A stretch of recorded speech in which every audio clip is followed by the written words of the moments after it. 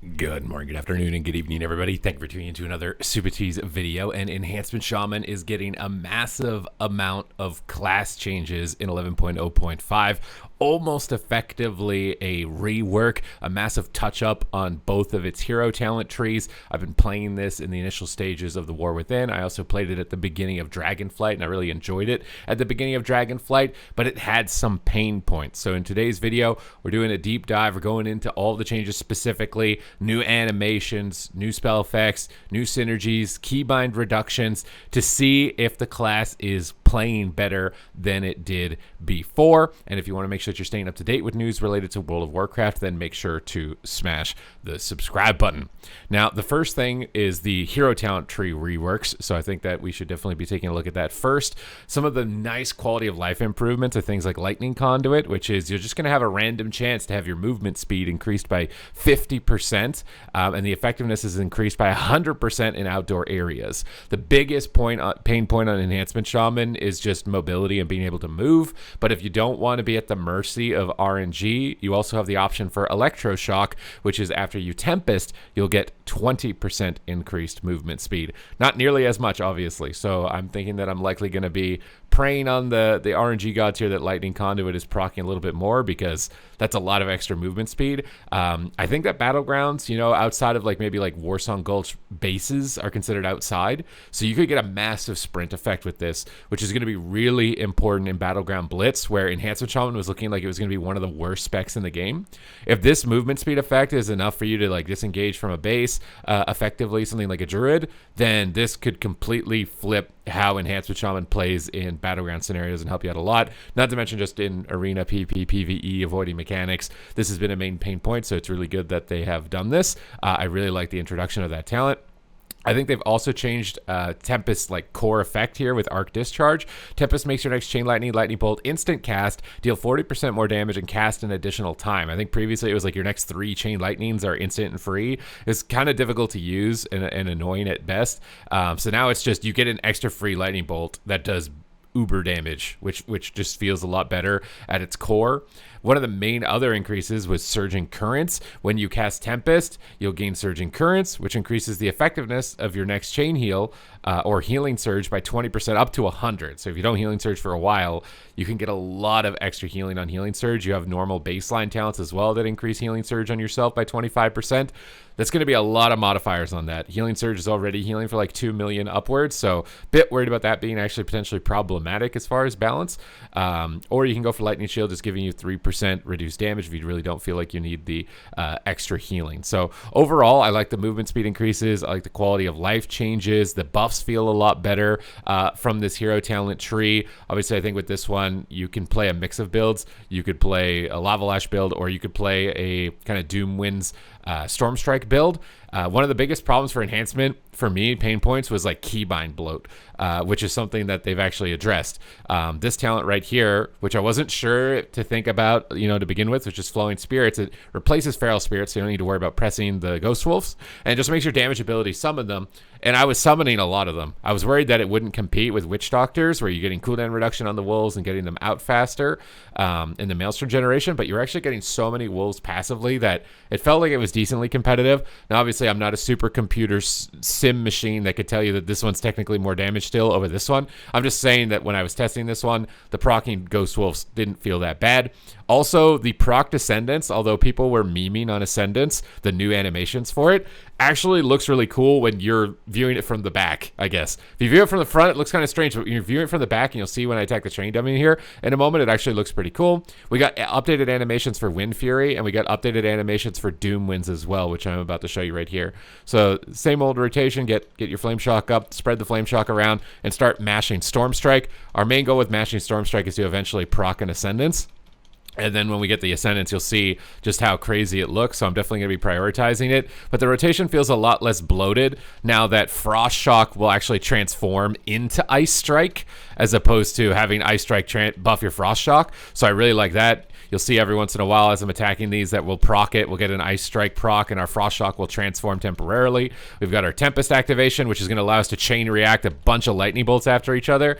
And you can just see like all the Ghost Wolves I already have at this point. Ice Strike is transformed. Now Frost Shock gets uber buffed, and I can continue attacking away. Although it seems like the proc chance of Ascendance is pretty low. I really wanted to show what it looked like, but it is not happening for us right now. Another Tempest go. Tons of Ghost Wolves just spawning out of us, as we are just going to be proccing those continuously. We can take a look at the new Doom Winds. It kind of looks like a swirly around yourself. You'll see here in a second. So swirly, big lightning strike, and then it turns into like this windstorm around you while you are attacking, and you'll be able to mash the crap out of Storm Strike. So hopefully this will be giving me a proc here. And you can see I got that lightning proc. I'm moving super fast. I got that extra mobility, which feels really good, really clean. We can still maintain onto, there it is, the Ascendance. We start floating in the air, and we just lob out these massive wind strikes, summoning in Ghost Wolves.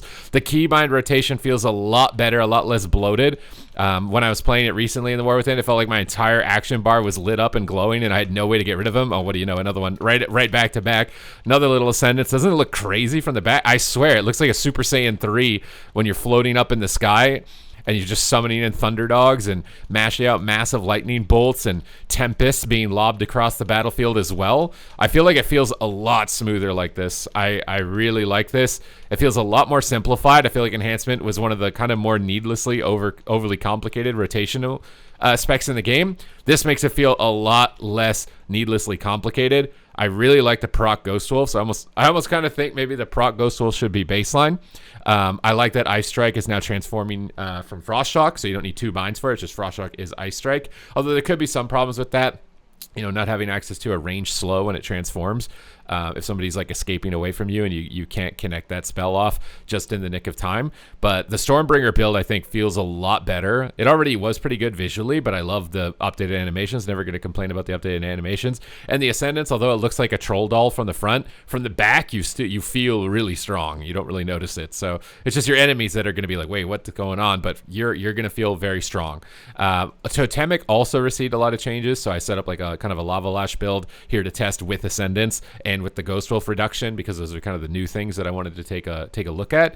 So with Totemic, with the changes that are coming through, is that you're just going to notice, I think, a lot more power from it. I'm trying to remember the changes exactly because there were so many changes, but I think the main thing is that you're just going to notice a lot more power coming from specifically, and we'll just show you the rotation for it. This is another bug that I don't like, is that buttons like disappear from your action bar when you change them. I think it's more notable for Elemental, which I'll be doing a video on as well, but even here, just we're going to drop our Totemic Totem down, our Surging Totem. We're going to go out mashing Lava Lashes, Storm Strikes when we don't have our Lava Lashes, and we're just going to keep building up, and just lobbing out massive crits. You'll see a lot bigger and chunkier numbers with this build, whereas the Storm Strike build with transforming into Ascendance is going to be more small hits, all at, happening at the same time. We still have the same Ascendance animation, so we can still go into this and look cool if we want to. I don't know if this will be the most optimal build with Ascendance. It's just, this was the new thing, so obviously I wanted to play it and test it here. I don't think you normally run the Ascendance build with a Totemic like that, but there are talents on it that could definitely amplify its effects and make it feel fun. And I will say that this build feels like, distinctly different than the other build, where you're focused more on fire and building up these massive stacks to get really big chunky hits, as opposed to the small rapid hits. But the mobility will be more limited with this one, obviously, because your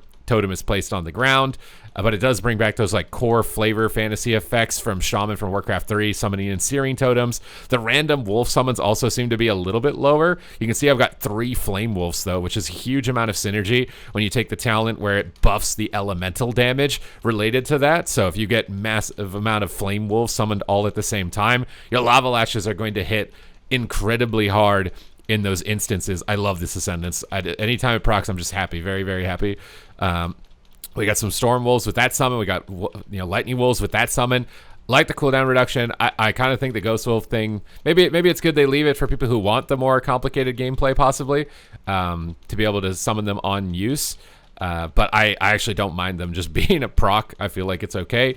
It feels like they've done a great job lowering and simplifying it without completely, tearing away the foundation of what it is to be an Enhancement Shaman at the same time. So I really like this. I think this is a much big improvement. You've got the stationary, big, hard-hitting build, or you can run the fast-moving, fast-attacking, kind of like lightning-oriented build, and you can kind of feel like you can mix them together. Like, I think you could play, maybe play the Doom Winds and Stormstrike build as Totemic, and you could also play the Lava Lash build as Stormbringer if you really wanted to go back and forth. But to me, the way the identities are tying together is that I would say Totemic is more like a stationary heavy hitter, and it's kind of making you more tanky as well. You can take things that give you shields when you use a totem, which I'm having a hard time finding on this specifically. I haven't spent a lot of time with Totemic. I think most people are playing Stormbringer on the actual War Within, but there are talents that give you shields and give you massive crit damage. So I think that this rework is a huge improvement. I think they also changed the animation on Lava Burst before we end the video here, so let's just take a look at that as well.